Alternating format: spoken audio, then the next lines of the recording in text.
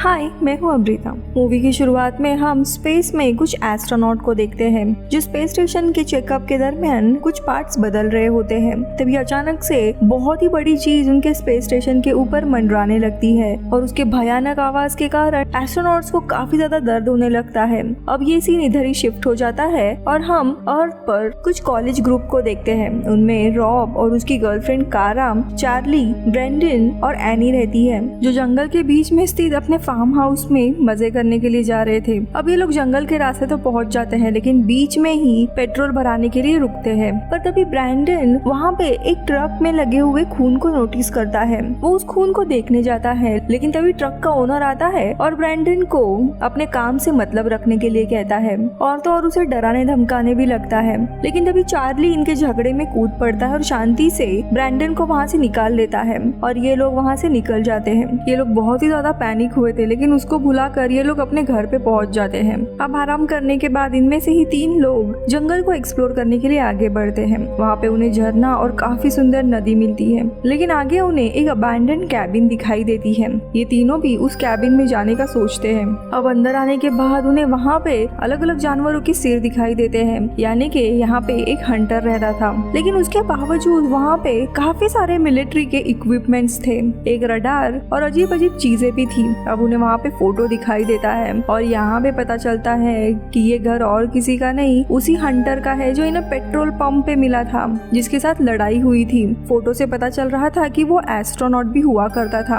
अब ये चीजें देख ही रहे होते हैं कि तभी वो हंटर लौट आता है और गाड़ी का आवाज सुनते ये लोग पीछे के दरवाजे से भाग निकलते हैं। लेकिन हंटर को पता चल जाता है इसीलिए वो इनका पीछा करने लगता है। लेकिन जंगल के रास्ते छोटे होने के कारण ये लोग भाग निकलते हैं। अब ये लोग वापस घर आते हैं जहाँ पे इनके बाकी साथी थे।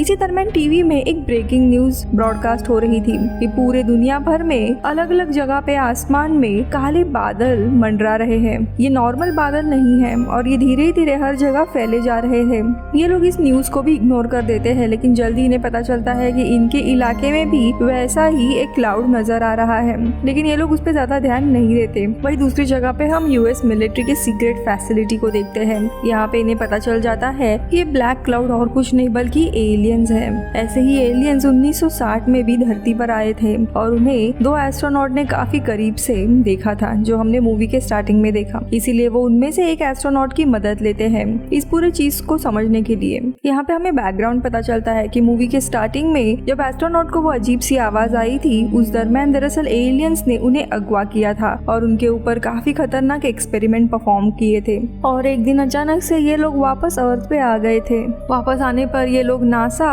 और अलग अलग न्यूज चैनल को उनके ऊपर जो एक्सपेरिमेंट हुए थे उसके बारे में बताते हैं लेकिन सब लोग उन्हें पागल समझते हैं। जब वे लोग उस दूसरे एस्ट्रोनॉट के साथ बात कर ही रहे होते हैं ऑफिस में तब उन्हें पता चलता है कि एक एलियन शिप उनके ऑफिस के ऊपर ही है, मानो वो इस एस्ट्रोनॉट को वापस लेने के लिए आए हैं। तो वही दूसरी जगह पे हम जंगल में देखते हैं जहाँ पे रात के समय में एलियन स्पेसशिप से एक शटल लैंड होता है और यहाँ पे हंटर दूर से ये सारी चीजें देख रहा था। दरअसल यहाँ पे हंटर वही दूसरा एस्ट्रोनॉट था जिसके ऊपर एक्सपेरिमेंट किए गए थे। यहाँ पे हम देखते हैं वो शटल लैंड करते ही हंटर और उस दूसरे एस्ट्रोनॉट को कुछ अजीब सा होने लगता है। तो वही हम फार्म हाउस में देखते हैं उनके सामने भी एक एलियन लैंड करता है। एलियन को देखने के कारण कारा अजीब तरह से फ्रोज हो जाती है। रॉब उसे होश में लाने जाता है लेकिन तब तक वो बेहोश हो जाती है। लेकिन थोड़ी देर के बाद उसे होश आ जाता है। इसी दरम्यान हमें पता चलता है ब्रैंडन ने जो जंगल में एक मोशन सेंसर लगा के रखा था आसपास के जानवरों के बारे में पता लगने के लिए, लेकिन उसमें अजीब सा साया कैप्चर होता है और यहाँ पे पता चलता है कि वो हंटर ही है। यहाँ पे रॉब तुरंत अपनी गन लेके बढ़ता है देखने के लिए लेकिन तब तक हंटर गायब हो चुका था। लेकिन जब वो घर पे रिटर्न आ रहा होता है तभी उसे कुछ स्लाइमी मटेरियल दिखाई देता है। वो नीचे देखने जाता है तो वहाँ पे एक एलियन छिपा हुआ दिखाई देता है जिसे देखकर रॉब काफी घबरा के घर के अंदर निकल जाता है। यहाँ पे उन्हें पता चलता है कि घर के आसपास भी काफी सारे एलियन हैं। फिर तभी उनके किचन में से कुछ आवाज सुनाई देती है। ये लोग जब देखने जाते हैं तब वहाँ पे जेलीफिश जैसे एलियन का एक ड्रोन होता है, मानो वो इनके घर का इंस्पेक्शन कर रहा था। लेकिन वो इन्हें बिना चोट पहुँचाए वहाँ से निकल जाता है। अब उनकी सबसे बड़ी परेशानी थी कि एलियन उनके घर में घुस चुका था,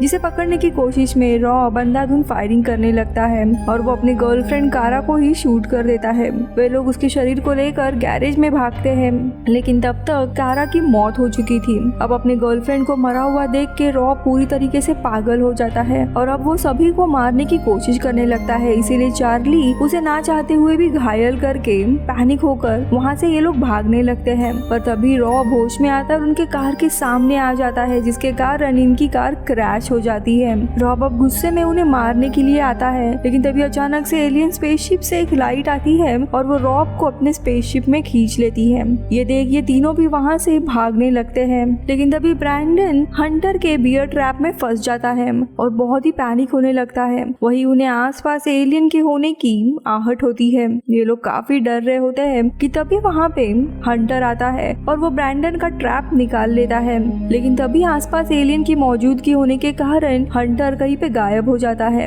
अब वही एलियन का ग्रुप धीरे धीरे इनके तरफ बढ़ रहा होता है, पर उसी समय एक एलियन हंटर के बिछाए हुए जाल में फंस जाता है, जिसे कैद देखने के बाद हंटर बहुत ही ज्यादा खुश हो जाता है। अब हंटर इन सबको अपने कैबिन में लेके आता है। वहाँ पे वो ब्रैंडन को मलम पट्टी करने के बाद उन्हें एलियन के सीक्रेट रिवील करता है कि कैसे एलियंस हजारों सालों से इंसानों को अगवा करके उनके ऊपर तरह तरह के एक्सपेरिमेंट परफॉर्म कर रहे हैं और उन्हें धरती पर वापस छोड़ देते हैं। इसी तरह होमोसेपियन का भी जन्म हुआ था उनके एनहांसमेंट के कारण, और एलियन के इन्हीं एक्सपेरिमेंट्स के कारण इंसानों का अपग्रेड होते गया और इवोल्यूशन होते गया। यहाँ पे एस्ट्रोनॉट बताता है कि उसे अगवा करने के बाद एलियंस ने उसके ऊपर एक्सपेरिमेंट किए थे और एक दिन अचानक से बीच रेगिस्तान में उन्हें छोड़ दिया था, जिसके बाद उन्हें कोई भी याददाश्त नहीं थी कि उनके साथ क्या हुआ। लेकिन धीरे धीरे हंटर को सारी चीजें याद आने लगी। इनफैक्ट इन एक्सपेरिमेंट के कारण उसमें अब टेलीकिनेसिस की पावर भी आ गई थी। यहाँ पे ब्रैंडन पूछता है कि ये एक्सपेरिमेंट एलियंस क्यों कर रहे हैं, तो यहाँ पे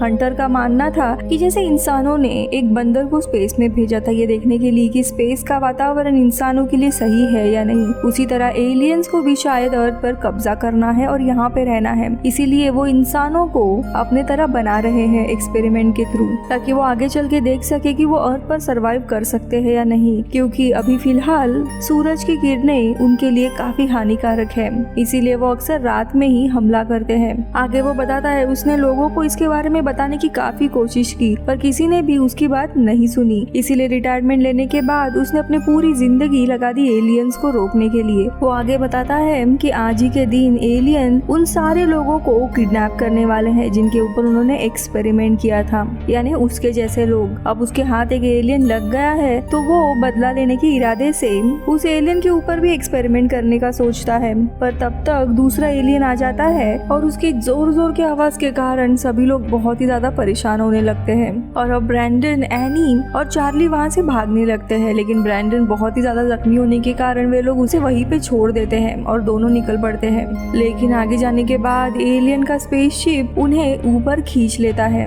अब चार्ली की आंखें खुलती है तब वो खुद को एक अजीब जगह पाता है जहाँ पे और भी इंसान कैद होते हैं, जो हजारों एलियन ड्रोन से घिरा हुआ होता है। किसी तरह वहाँ से निकलने के बाद वो एनी की तलाश में निकल पड़ता है, जहाँ पे आगे उसे ब्रैंडन भी मिलता है, जिसका आधा शरीर अब एलियन के मशीन में बदल गया होता है। उसे आगे और पता चलता है कि एलियंस इंसानों के हार्ट पर भी एक्सपेरिमेंट परफॉर्म कर रहे हैं। शिप के दूसरे हिस्से पर पहुंचने पर उसे कारा और रॉब भी मिलते हैं। ठीक ब्रैंडन की तरह उनकी भी हालत होती है।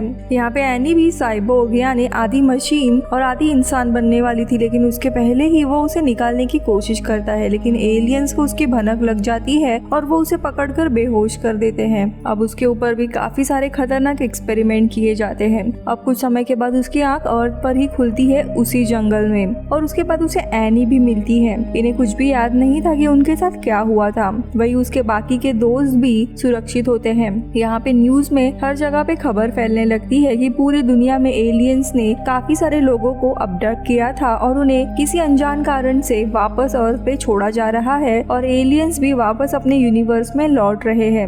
लेकिन यहाँ पे न्यूज ये भी आ रही होती है कि गवर्नमेंट उन सारे लोगों को अब पकड़ रहा है जिन्हें एलियंस ने अगवा किया था, क्योंकि उनके शरीर पर भी वैसे ही निशान होते हैं। अब अपने शरीर पे निशान देखने के बाद ये लोग भी समझ जाते हैं कि उनके साथ कुछ तो हुआ है, इसलिए तुरंत घर वापस जाने के लिए निकलते हैं। लेकिन बीच में ही पुलिस उन्हें पकड़ लेती है और उनके शरीर पे वो निशान देख उन्हें वो मारने लगती है। लेकिन तभी चार्ली समय रहते अपने टेलीपैथिक शक्ति को डिस्कवर कर लेता है और एक एक करके उन्हीं ऑफिसर्स को ही मार देता है। लेकिन तभी हम देखते हैं कि ये सब लोग इमॉर्टल है और इनके घाव अपने आप क्योर हो जाते हैं और सब लोग वापस जिंदा होते हैं। मूवी के आखिरी में हम देखते हैं वो काले बादल वापस अर्थ के ऊपर मंडरा रहे हैं और ये तीनों नोटिस करते हुए यहीं पे मूवी खत्म हो जाती है। Bye bye.